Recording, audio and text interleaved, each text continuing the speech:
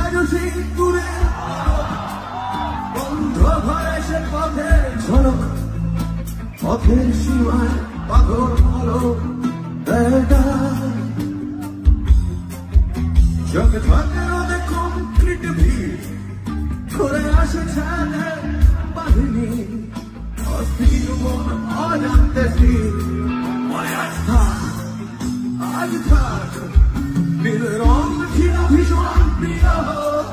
তাই সব কিছু মিলিয়ে দিও, মনে পড়ে কিসেরই